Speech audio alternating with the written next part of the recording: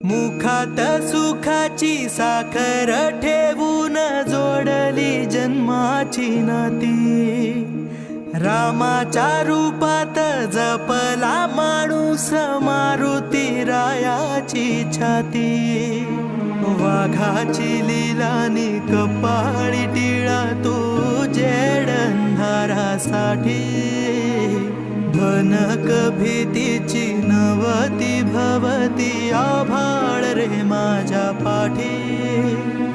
देऊन किनारा मनाच्या होडीचा सारंग हरवला।